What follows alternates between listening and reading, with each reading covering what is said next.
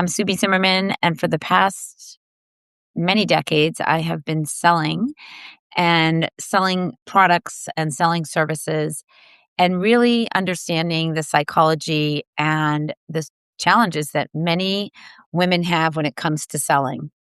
And um, I am thrilled to be inviting Kate on with me, who is actually going to be my first guest in this series.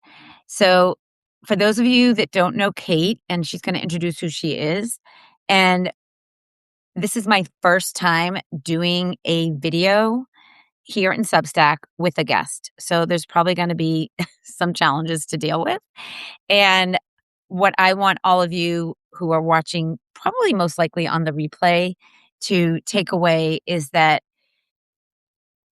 like all of you, I leaned into figuring out what I wanted the community to be here on Substack. And because I love selling and I've been selling for so many years as an entrepreneur, I've had many different businesses.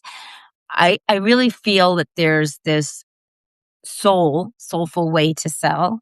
And when you lean into being of service and selling of service and having a customer journey, which I love saying customer journey so much more than a funnel. I just think it sounds better. Then you take people on a journey that helps them understand what's next. And so having a live broadcast that I'm going to be doing twice a month is something that I want to be committed to. And I'm going to be bringing in different guests from different industries so that you can learn from everyone and understand what their journey is like.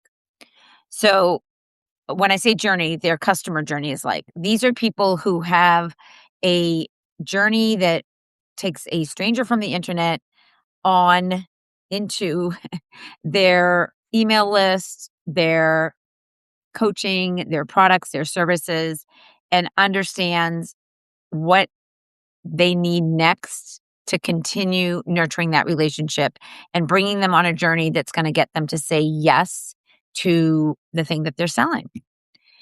So on Substack Live, I'm on the desktop right now. I'm also going to look here on my mobile because I have invited my guest in, and I'm wondering if it's going to be easier to see it on the on mobile. There's Kate.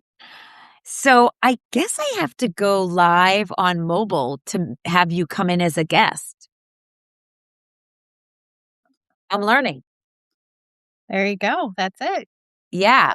So I want to teach everybody because I'm a teacher at heart. So very first time doing Substack Live. This is the first of the series Soulful Selling Sisterhood, and I scheduled this on my desktop. And I invited Kate and I went live on my desktop, but I wasn't able to bring her in the room. And I'm like problem solving in my brain. And that's why my conversation wasn't flowing as confidently as it usually does. Cause I'm thinking, like, how do I get Kate in here? I've never done this. So what did I do? I took out my phone and I just went live here and Kate appeared. So you're on your desktop. Does it look like I'm on my desktop or I'm on mobile? Your audio went. We can't hear you. That's it. I heard that. No? Yeah. Yes? Yeah. Oh, okay.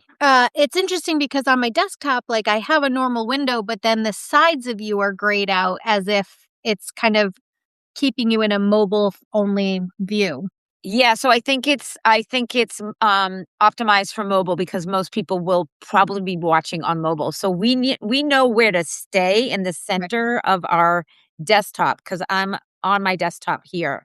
So Mhm. anyway, to all of you, if you have any questions about what I just said and you're thinking of doing a live broadcast here on Substack, we're all learning together and you just got to keep rolling with it and figuring things out. Kate knows that about me because Kate and I have been working together for almost 10 years now. And I wanted Kate to be my first guest of the Soulful Selling Sisterhood because Kate has launched a business and she is taking people on that customer journey that I talked about so that she can get them curious and interested in her services. And so, Kate, I'm going to ask you a series of questions, and I would love for you, before I get into those questions, why don't you just kind of anchor the call with who you are and why you do what you do? Well, it's funny. I was on a call with a client yesterday and she gave me some feedback that I actually really love to hear. She was like, "You're like a business therapist." She's like, "You're not a coach. You didn't just help me hire. You were like a business therapist," which was really interesting feedback for me. And so, what I do, I am a hiring, delegation, and leadership coach. And I help small business owners who have worked historically all by themselves hire and delegate effectively for the first time for long term success. Yes, and I'm gonna put Kate's Instagram account under this broadcast so you guys can go in and find her, and I'll also make sure that her Substack is linked. And I know, Kate, you're not new to Substack, but you haven't yet established a content strategy, correct? Correct. Yeah. Yeah, and so how does it feel to be on this live here on Substack? Listen, Subi, I have learned to roll with it as over the last 10 years working with you. Like, I have not even established my own newsletter cadence or writing cadence on Substack, but here I am live with you on yours. So, it's always a learning experience, which I just love being exposed to all of that. Yeah, and I think it's important for entrepreneurs to understand that if you don't try and do, you're not gonna learn and grow, and Mm. so everyone starts somewhere. So, Kate, you're the starting point of this exciting journey. There you go. There you go. Absolutely. Yeah. So, thanks for explaining who you are and what you do. Let's talk about how you design your customer journey. Don't you like that so much better than the word funnel? Oh, 100%, because a funnel just sounds, like that's like the tech term, right? But like Yeah. really there's a human being on the other end of that funnel. And that's what we really have to consider whenever we're building any sort of process within our businesses. Um, and so your question was how do I design it to take people through? Yeah, like with intention. Like what did you design, and you can even tell us why. And then we're gonna get into your lead magnet. We'll talk about what that is and what you've done there. And then we're gonna talk about your content, and we're gonna talk about strategies. Yeah, all of it. So, but let's start with like your customer journey and what you designed with intention. Yeah, I mean, I think so having been in the client experience kind of realm for a long time in the online marketing world, the client experience was really important to me, and the biggest cornerstone of customer experience that I have observed is most powerful is when people really feel heard and understood, acknowledged, and supported through that just active listening. And when whenever I connect with a potential client, an actual client, a former client, listening and responding with intention to really target what it is that they are aiming to solve or whatever result they're looking to get is always my biggest goal. I love that. And what I've learned from my sales coach way back years ago is that active listening and also mirroring what you're hearing. And so, for those of Mhm. you that don't know, mirroring is, like Kate just said, actively listening and then stating back what they're saying in a way that might sound like this. So, what I think I hear you saying, or what you're saying is X. And then that gives them a chance to either correct you or clarify, right? Mhm. And it gives you more information. Yeah, absolutely. And I sometimes in my process it looks like, so what you've experienced in the past is X, Y, and Z. Or when you've tried to hire and lead in the past, it went wrong this way, is what I'm hearing you say. So very similar to what you're saying. I'm just again mirroring back to make sure I'm understanding so that I can really target those solutions. Yeah, and I think one of the strategies that has really worked well for me, and today, in fact, I spoke with someone from our community after a training that I did who shared with me what her desires were and why. And then I was able to ask, "So why haven't you done that?" Mhm. And then she shared, "'Cause I really don't know how to create relatable, relevant content." And Mhm. then I was able to say, "Well, is that something that you want support with?" And then she referenced someone in the community, Kristen Cofield, who you know, and she said, "Well, I've seen what she's done with her business, and I know that she's worked with you. Mhm. So I know that you know how to do what I'm looking for." And trust was immediately built quicker because she saw someone in the community that had success from the way that I coach, and it made her like nod into, "Yes, I want that. How do I do that?" And Right. so when you lead with listening and when you lead with listening and understanding how you could serve and solve, like you said, their problems or listen to what their pain points are and honestly state whether or not you can solve those, there's an opportunity that opens up, Mhm. right? Yeah, And for you to bridge the gap with whatever your service is, because again, as you just said, right, like when you're coming from a place of service, it becomes there's less friction when you're actually serving instead of just selling them your thing. right. And it really helps when they've seen an example that has worked from something that you've done too. Mhm. So, Mhm. so this in this case, this was not a cold quote unquote lead. This was someone within my community Ready Set Grow, which is my signature program I've been selling over 10 years. And she, has been watching me closely for 3 years and wanting change.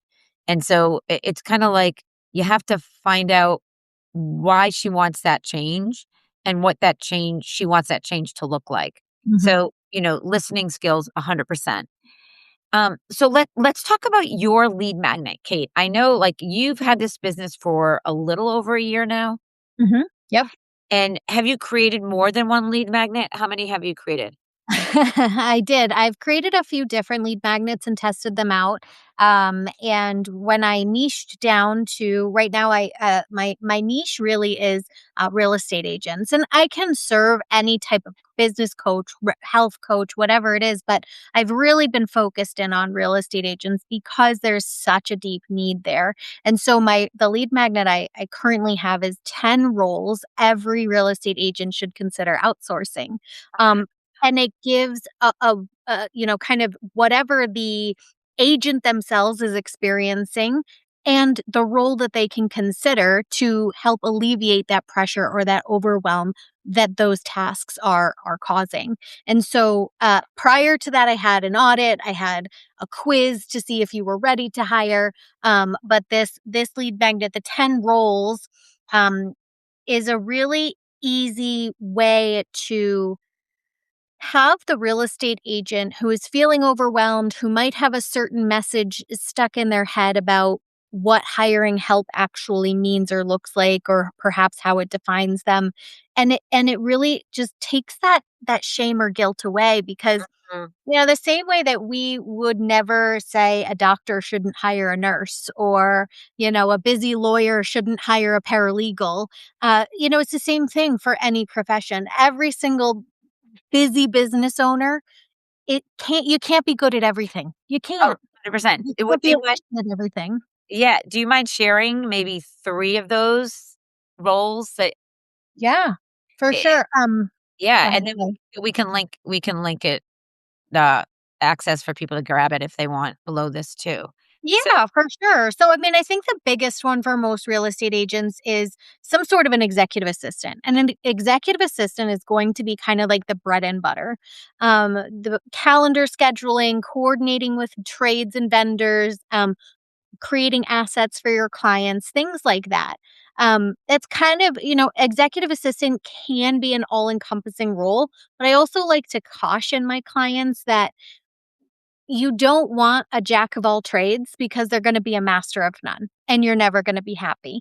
And so with an executive assistant, you want to make sure that you're not also expecting them to be your creative director and produce all your social media, because those are different roles and typically different brains and creativity and skill sets. So I think, the biggest kind of bread and butter is, and you might have a different word for it, executive assistant, administrative assistant. right. It could be somebody who helps with transaction coordinations, but ultimately at its core, this person is somebody who's in your inbox, managing any responses, responding to any leads, keeping things organized, keeping your calendar flowing smoothly, protecting your time and your bandwidth so that you're going out and you're doing the thing that Yeah. you alone can do, right? Which is networking and building relationships with potential new clients. And every real estate agent needs that.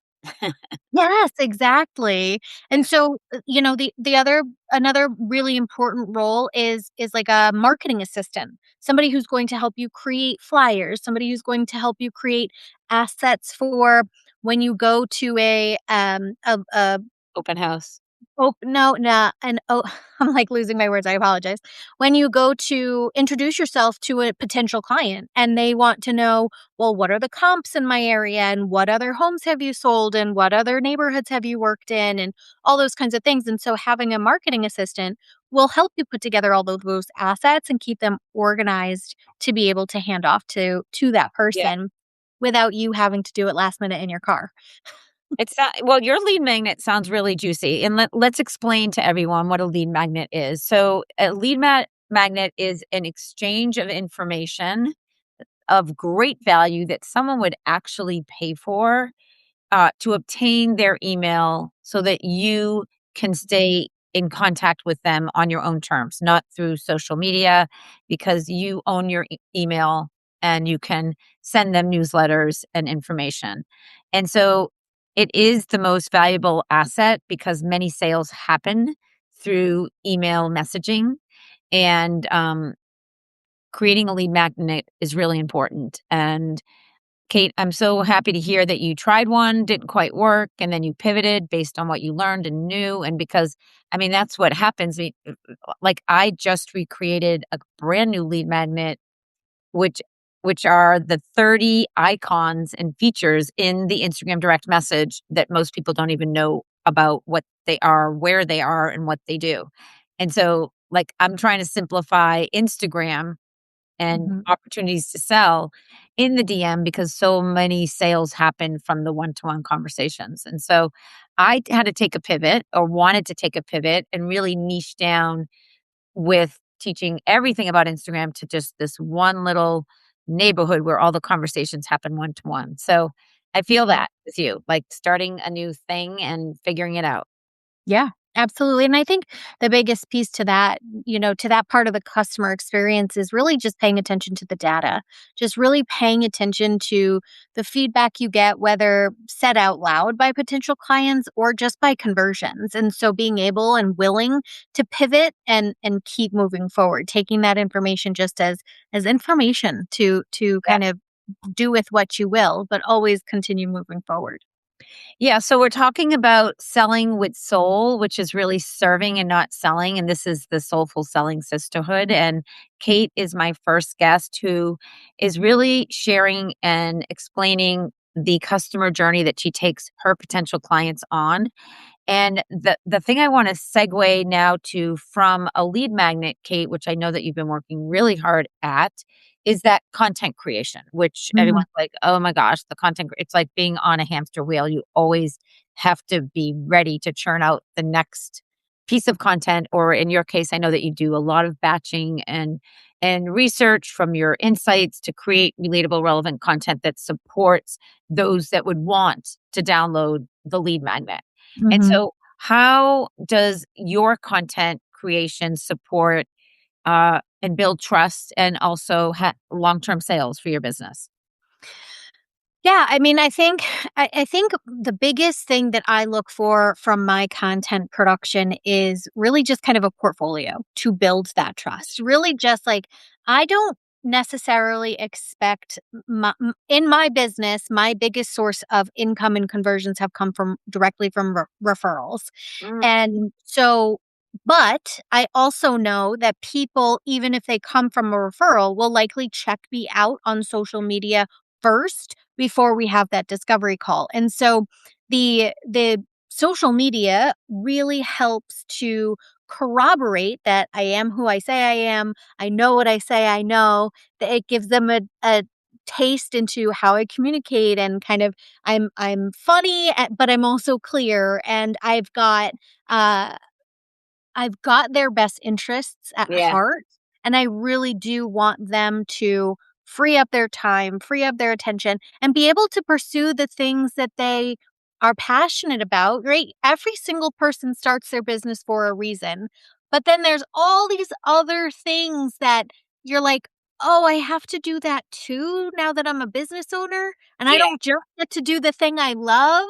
Yeah. And then you get caught up and then you're working even more for yourself than you ever did in any office job. And so Mhm. that's really what I want to get people back to is being able to enjoy the life that they have worked so hard to create for themselves. Yeah, and I like that you said that most people will go check out your social to see if you're walking the talk and that you sound wicked smart like Kate always does, as we say here in Boston.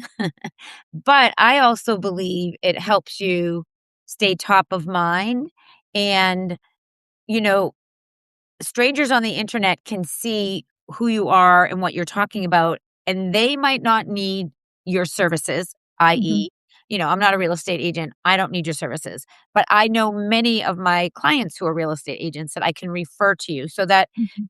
that referral happens when you walk the talk and there's proof of concept and there Mhm. is a strong social story of your journey doing what you do and the way that you do it.